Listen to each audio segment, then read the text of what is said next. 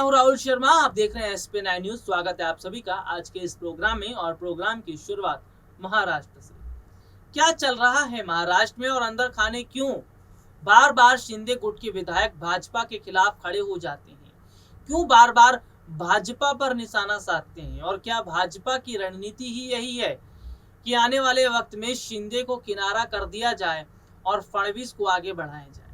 इन तमाम मुद्दों पर, महाराष्ट्र के हालात पर विस्तार से बात करेंगे। साथ ही ये भी बात करेंगे कि कैसे शतरंज के इस खेल में बहुत बुरी तरह फंस चुके हैं शिंदे, और शिंदे कठपुतली की तरह अब नाच रहे हैं, लेकिन शतरंज के असली जो खिलाड़ी हैं वो कौन है, और कैसे आगे पूरे प्यादों को बिछाकर बीजेपी ने बहुत बड़ा खेल कर दिया। जी हाँ, दरअसल मौजूदा समय के हालात सीधे तौर पर ये बता रहे हैं कि कितना बड़ा नुकसान आज महाराष्ट्र में हुआ है, और कैसे एकनाथ शिंदे बीजेपी के साथ रहकर फंस गए। बीजेपी जो शह और मात का खेल है, बीजेपी की कोशिश ही यही थी कि कैसे भी करके महाराष्ट्र में सत्ता हासिल की जाए, चाहे साम का इस्तेमाल करे, चाहे दंड का इस्तेमाल करना पड़े, चाहे भेद का इस्तेमाल करना पड़े।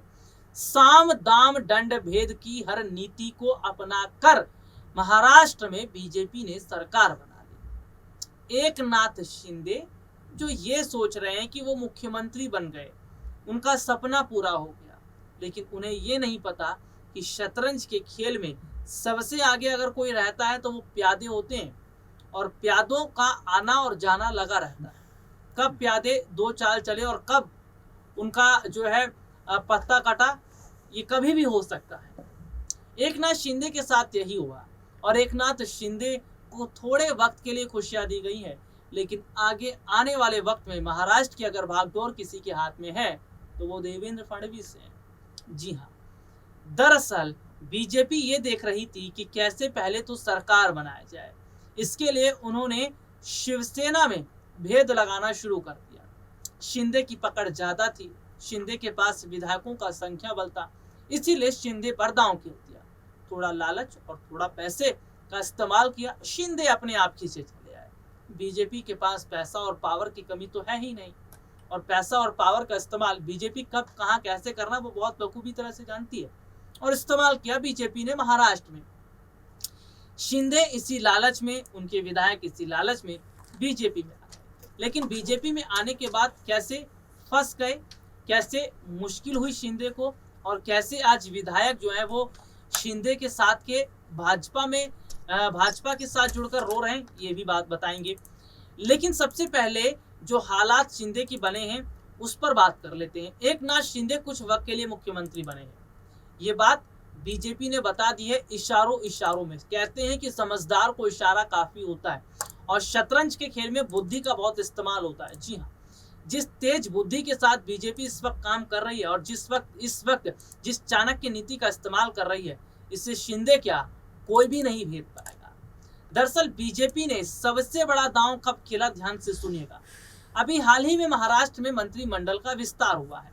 इस मंत्रिमंडल विस्तार के अंदर देखने को क्या मिलता है कि देवेंद्र फडणवीस के पास अहम मंत्रालय आ जाते हैं, जिनमें गृह मंत्रालय जैसा एक मंत्रालय है। इसके अलावा महाराष्ट्र मंत्रिमंडल के जो पहला मंत्रिमंडल विस्तार हुआ, उसमें भाजपा विधायकों को बड़ी जगह मिल जाती है, जिन्हें मंत्री पद मिल जाता है।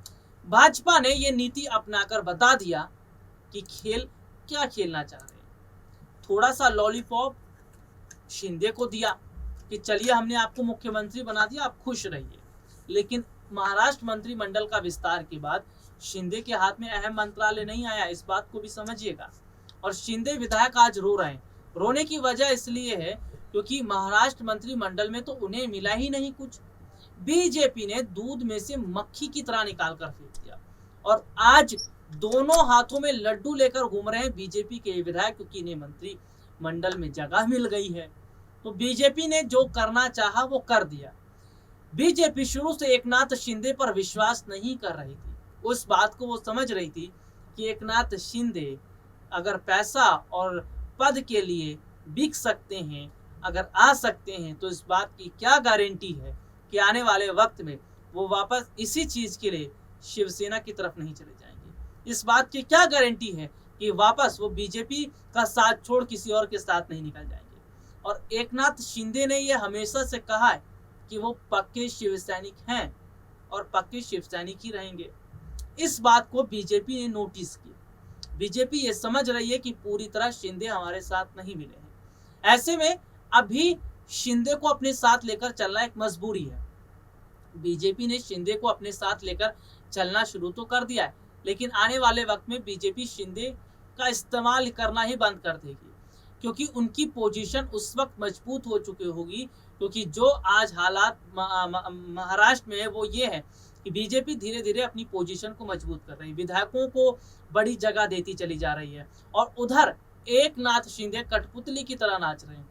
एकनाथ शिंदे मुख्यमंत्री तो बन गए, लेकिन एक मुख्यमंत्री वो होता है जो अपने हिसाब से फैसला ले सके, जो अपने मन मुताबिक काम कर सके। लेकिन इतनी ताकत या इतनी पावर तो बीजेपी ने शिंदे को नहीं दी है। शिंदे ने केवल एक चाबी वाला गुड्डा बनाया है। जितनी चाबी भरी जाएगी खिलौने में, वो उतना ही खिलौना चलेगा, इससे ज्यादा ना चलेगा ना इससे कम चलेगा। क्योंकि बीजेपी यही तो कर रही थी बिहार में नीतीश कुमार के साथ। नीतीश कुमार बीजेपी के साथ बंधे हुए थे।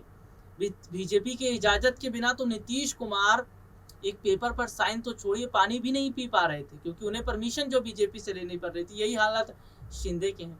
आज शिंदे अपनी मर्जी से कोई काम कर ले या शिंदे अपने मन मुताबिक काम कर ले, ऐसा नहीं हो सकता, क्योंकि शिंदे को बीजेपी ने फंसा लिया है। हमने आपको मुख्यमंत्री बनाया, लेकिन हमारे अनुसार आपको काम करना पड़ेगा। तो यहाँ पर ये हालात आज देखे जा रहे हैं कि कैसे बहुत बड़े हद तक बीजेपी ने शिंदे का इस्तेमाल किया, शिंदे विधायकों का इस्तेमाल किया। देखिए, विधायकों की अगर मैं बात कर रहा हूँ तो विधायकों के लिए बहुत बड़ा ऑफर आ चुका है, क्योंकि शिवसेना ने मातोश्री के दरवाजे खोल दिए हैं। शिवसेना प्रमुख उद्धव ठाकरे ये कह रहे हैं कि मुझे अपने विधायकों पर पूरा भरोसा है। और देखिए, कितनी हैरानी वाली बात है कि आज भी शिंदे के विधायक बीजेपी के साथ जरूर जुड़े हैं, लेकिन दिल से अगर किसी को मानते हैं तो उद्धव ठाकरे को, दिल से अगर किसी को मानते हैं तो वो है शिवसेना। क्योंकि यही बात आज जो देखने को मिल रही है वो सीधे तौर पर बता रही है कि कैसे बहुत बड़े हद तक परिवर्तन हम देख रहे हैं। बहुत बड़े हद तक हम चीजों में ये देख रहे हैं कि शिवसेना प्रमुख उद्धव ठाकरे अलग तो हैं, लेकिन एकनाथ शिंदे का रोल खत्म हो रहा है। क्योंकि शिंदे अगर आने वाले टाइम पे बीजेपी का साथ छोड़ते भी हैं तो शिवसेना में उनकी वापसी नहीं लग रही है। क्योंकि उद्धव ठाकरे ने एकनाथ शिंदे को मनाने की बहुत कोशिश की थी, लेकिन काफी कोशिशों के बाद भी वो नहीं आए। विधायकों की उम्मीद तो है कि वो शिवसेना में चले जाएंगे, लेकिन यहाँ पर ये देखा जा रहा है कि 2.5 साल के बाद, 2.5 साल का जो गैप है, इस 2.5 साल के बाद बहुत बड़ा बदलाव होने वाला है। इस 2.5 साल के बाद जो है बड़ी जो रणनीति है वो बीजेपी फडणवीस को लेकर अपनाएगी, क्योंकि आगे आने वाले समय में मुख्यमंत्री फडणवीस होंगे, क्योंकि बीजेपी के ही वो आदमी हैं। इसीलिए शिंदे का रोल बीजेपी ने खत्म कर दिया है। अब शिंदे का क्या अगला कदम रहेगा ये तो वही जाने, लेकिन हाँ, महाराष्ट्र में जो सियासी हालात देखने को मिल रहे हैं वो ये हैं कि अगर शिंदे विधायक शिवसेना में चले जाते हैं तो एकनाथ शिंदे की मुश्किलें तो बढ़ेंगी। इसके साथ ये भी देखा जा रहा है कि शिंदे का रोल खत्म हो जाएगा। आज के लिए इतना ही। आपसे फिर दोबारा मुलाकात होगी, तब तक के लिए इजाजत दीजिए। नमस्कार।